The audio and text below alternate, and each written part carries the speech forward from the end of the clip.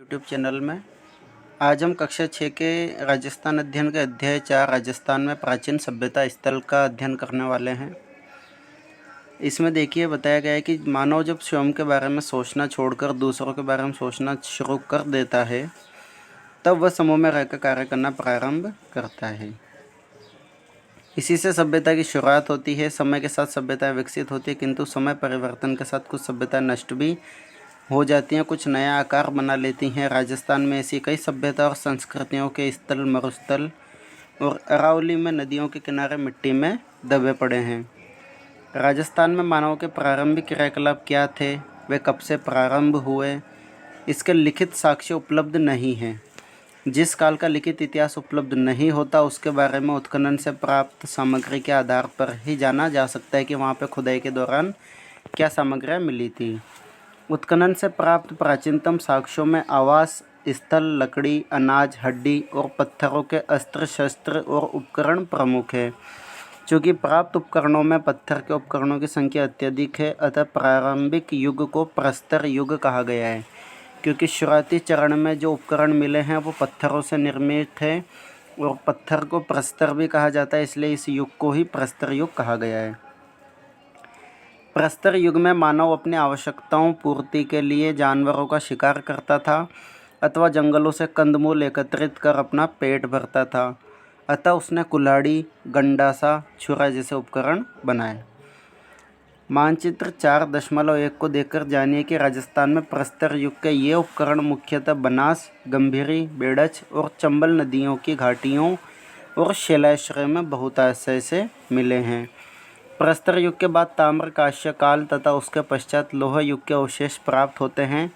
हम पूर्व में पढ़ चुके हैं कि मानव शिकार से पशुपालन और कृषि कार्य की ओर अग्रसर हुआ। पत्थर के स्थान पर उसने धातु के उपकरण बनाने प्रारंभ किए।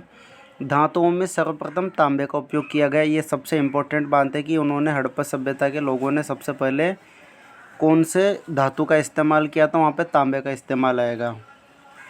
राजस्थान में ताम्र सभ्यता के अवशेष कालीबंगा, गणेश्वर और आहड़ से प्राप्त होते हैं। कालीबंगा आपकी हनुमानगढ़ में है, गणेश्वर आपकी सीकर में है और आहड़ आपकी उदयपुर में है।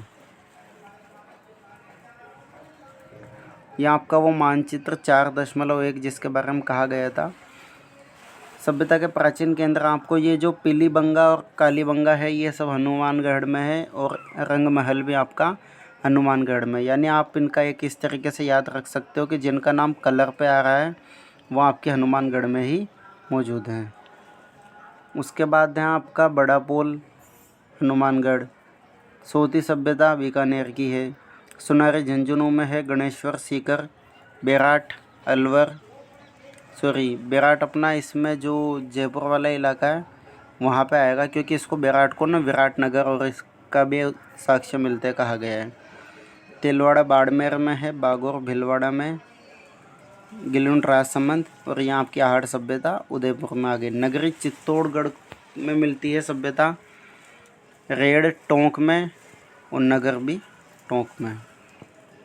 नगर और नगरी में कंफ्यूज मत हो जाना।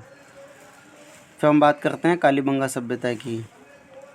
राजस्थान में दृष्टद्वती और सरस्वती नदी की घाटी में पुराविद अमलानंद घोष ने करीब 2 दर्जन पुरास्थलों की खोज की। इनमें हनुमानगढ़ जिले में घग्गर नदी के किनारे स्थित कालीबंगा प्रमुख है। बाद में डॉक्टर बीबी लाल और बीके थापर के निर्देशन में यहाँ खुदाई में सिंधु सभ्यता काल का एक नगर मिला है, जिसकी मकानों में ईंटों का प्रयोग किया गया था। मकानों में 4-5 बड़े तथा कुछ छोटे कमरे थे। बस्ती के गंदे पानी के निकास के लिए यहाँ लकड़ी व ईंटों की नालियाँ बनी हुई थी। यहाँ चबूतरे भी मिले हैं जिन पर अग्नि वेदिकाएँ बने हुए हैं।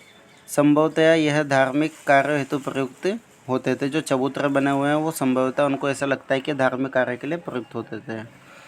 दूसरे टीले, ये बात चल रही यहाँ पे, दूसरे टीले के उत्खनन में एक दुर्ग के अवशेष मिले हैं। कालीबंगा की नगर योजना सिंधु सरस्वती सभ्यता की नगर योजना के समरूप दिखाई देती है। ये इम्पोर्टेंट पॉइंट है। इस क्षेत्र में नगर की जो प्राचीर का मतलब होता है बाहर की जो दीवार होती है वो, तो उस प्राचीर के बाहर जोती हुई कृषि भूमि के साक्ष्य भी मिलते हैं। खुदाई में हमें गाय के मुख वाले प्याले, तांबे के बेल, कांस्य के दर्पण, हाथी दांत का कंगा, मिट्टी के बर्तन, कांच की मणियाँ, खिलौने आदि प्राप्त हुए हैं। कालांतर में नदियों का पानी सूखने और मरुस्थल के बढ़ने से यह समृद्ध बस्ती उजड़ गई। आगाटपुर या आहड़। उदयपुर के पूर्व में आहड़ बेड़च नदी के किनारे 2 टीले दिखाई देते हैं जिसको स्थानीय लोग धूलकोट कहते हैं। ये इम्पोर्टेंट है कि इसको धूलकोट किसको कहा जाता है, तो इसमें आहड़ को धूलकोट कहा जाता है। इस चीज़ को याद रखना, धूलकोट किसे कहा जाता है। यह बस्ती पहले ताम्रवती यानी तांबावती के नाम से जानी जाती थी। ऐसा प्रतीत होता है कि तांबे के औजारों के निर्माण का केंद्र होने के कारण इसका यह नाम पड़ा। 10वीं-11वीं शताब्दी में इसे आघाटपुर के नाम से जाना जाने लगा। यहाँ से प्राप्त जो मकानों की दीवारें हैं पत्थरों एवं मिट्टी से बनी हुई हैं, जिनकी छत बांस और केलू से बनी होती थी। बड़े कमरों के बीच में बांस की पर्दी पर मिट्टी चढ़ाकर उसे छोटे छोटे कमरों में विभाजित किया जाता था। यानी जो बड़े कमरे थे उनमें बांस की दीवार बनाई जाती थी और उसके ऊपर मिट्टी चढ़ा दी जाती थी, जिससे बड़ा कमरा 2 भागों में विभाजित हो सके। मकानों में 4 से 6 चूल्हे मिले हैं जो संयुक्त परिवार या सामूहिक भोजन विधि के साक्ष्य हैं। यहाँ उच्च कोटि के चावल उत्पादित होते थे। आहड़ में भट्टीनुमा चूल्हा मिला है। इससे यह माना जाता है कि यहाँ तांबा पिघलाया जाता था। आहड़वासी बर्तन बनाने की कला में दक्ष थे। यहाँ से मिले लाल भूरे मृदभांड होते हैं मिट्टी के बर्तन। हाथ की सफाई तथा अलंकरण की दृष्टि से उत्कृष्ट थे।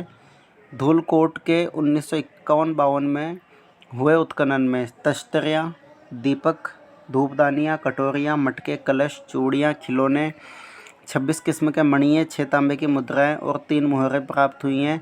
ऐसा प्रतीत होता है कि प्राकृतिक प्रकोप से विध्वंस हुई सभ्यता के लोग उत्तर पूर्व और दक्षिण पूर्व की ओर बढ़े तथा गिलुंड एवं भगवानपुरा जैसे स्थान उन्होंने बसा लिए। इसके बाद आपका आती है बालाथल सभ्यता। ये बालाथल सभ्यता उदयपुर जिले की वल्लभनगर तहसील में स्थित है। इस सभ्यता से ताम्रपाषाण कालीन आहड़ संस्कृति से संबंधित है। यहाँ 11 कमरों के एक बड़े भवन एवं दुर्ग के चिन्ह भी प्राप्त हुए हैं। ये क्वेश्चन पहले पूछा जा चुका है कि 11 कमरों के जो साक्ष्य है वो कहाँ से मिले हैं। तो 11 कमरों के साक्ष्य आपको पता है कहाँ से मिले हैं, बालाथल सभ्यता से। उसके बाद है आपका बालाथल में तांबे के चाकू, कुल्हाड़ी, छेनी, बाण जैसे उपकरण तथा कर्णफुल होते हैं कान का आभूषण, गले के हार की लटकन आदि आभूषण मिले हैं। यहाँ के निवासियों में मिश्रित अर्थव्यवस्था प्रचलित थी। वो कृषि भी करते थे, पशुपालन भी करते थे और शिकार से भी अपनी जीविका चलाते थे। बालाथल में लोह काल के अवशेष भी प्राप्त हुए हैं। यहाँ लोहा गलाने की भट्टियों के चिन्ह मिले हैं। बेराट के अतिरिक्त बालाथल ही ऐसा स्थान है जहाँ से बुना हुआ वस्त्र प्राप्त हुआ है। अगर आपसे पूछ ले कि बुने हुए वस्त्रों के साक्ष्य कहाँ से मिले हैं, तो उसका पहला तो स्थान है बेराट, या जिसको विराटनगर जयपुर में स्थित है। उसके अलावा दूसरा जो है वो बालाथल हो जाएगा। बुने हुए वस्त्रों के साक्ष्य कहाँ से मिले हैं। अब चलती है हमारी गणेश्वर सभ्यता। सीकर जिले की नीमकाताना तहसील में गणेश्वर से एक विशिष्ट संस्कृति के अवशेष मिले हैं। इसे ताम्र संचयी संस्कृति भी कहा जाता है। यह संस्कृति पूर्वी राजस्थान एवं गंगा घाटी के क्षेत्र में पल्लवित हुई। गणेश्वर में ताम्र उपकरण बहुतायत में मिले हैं, यानी बहुत ज़्यादा मात्रा में मिले हैं। इसका कारण खेतड़ी ताम्र भंडार की निकटता रही होगी। ताम्र के जो उपकरण हैं उनमें छेनी है, मछली पकड़ने के कांटे, उस तरह के फलक, अंगूठे आदि प्रमुख है। ऐसा प्रतीत होता है कि यहाँ से दोहरी पेचदार शिरा वाली ताम्र पिनों को पश्चिमी तथा मध्य एशिया में निर्यात किया जाता था। गणेश्वर में मिट्टी के 2 प्रकार के बर्तन मिले हैं। पहला है हड़प्पा पूर्व संस्कृति के हल्के लाल रंग के पतले बर्तन।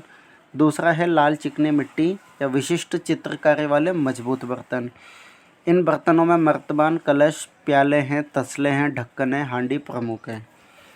आहड़ एवं गणेश्वर सभ्यता ताम्रपाषाण काल की थी, किंतु इनकी ऊपरी सतह पर लोह युग के अवशेष भी प्राप्त होते हैं। लोहयुगीन इतिहास को जानने के लिए बेराट, सांभर, बागोर, रेड आदि सभ्यता स्थलों के विवरण उल्लेखनीय हैं। यहाँ आपको अशोक का बेराट से प्राप्त शिलालेख का चित्र दिया हुआ है, जिसकी लिपि आपको यहाँ पे दिख रही है। अब बात आती है बेराट की। जयपुर ज़िले में स्थित बेराट कस्बा हर युग के सभ्यता और संस्कृति का प्रमुख केंद्र रहा है। इसके बीजक की पहाड़ी और भीमडोंगरी पुरातत्व की दृष्टि से महत्वपूर्ण है। महाभारत में इसका उल्लेख मत्स्य जनपद की राजधानी विराटनगर के रूप में हुआ है, जहां पांडवों ने अपने अज्ञातवास के अंतिम दिन व्यतीत किए थे। मौर्य काल में भी यह एक प्रमुख केंद्र था। यहाँ अशोक के 2 स्तंभ लेख मिलते हैं। एक तो आपको भाबरू का शिलालेख मिलेगा, एक बेराट का शिलालेख मिलेगा, एवं बौद्ध मठ के अवशेष भी प्राप्त होते हैं। यहाँ एक कमरे में 36 चांदी की मुद्राएं मिली हैं, बहुत ही इम्पोर्टेंट है, जिसमें 8 पंचमार्की और 28 भारतीय यूनानी शासकों की हैं। खुदाई से स्वास्तिक तथा त्रिरत्न चक्र के चिन्ह युक्त अलंकृत घड़े मिले हैं। दीपक मिला हुआ है, नाचता हुआ पक्षी, पत्थर की संदूकें, लोहे की कीलें एवं हाथ से बना हुआ वस्त्र भी मिला है। उपयुक्त स्थलों के अतिरिक्त राजस्थान में भीलवाड़ा जिले के बागोर, ओझियाना, जयपुर ज़िले में स्थित सांभर, जोधपुरा में आपका जयपुर में है, और टोंक ज़िले में स्थित नगर रेड, चित्तौड़ में नगरी भरतपुर, जालौर में भीनमाल, राजसमंद में पचमता, गिलुंड आदि स्थल पाषाण, ताम्र पाषाण तथा ताम्र लोह काल की संस्कृति को प्रकट करते हैं।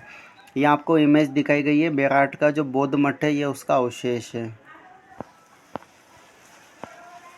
शब्दावली है उत्खनन, खुदाई। मृदभांड का मतलब होता है मिट्टी के बर्तन, पाषाण का मतलब होता है पत्थर, और ताम्र का मतलब होता है तांबा। इसी तरह से हम अगले पार्ट का डिस्कशन करेंगे, और जानकारी के लिए आप चैनल को लाइक एंड सब्सक्राइब करें। धन्यवाद।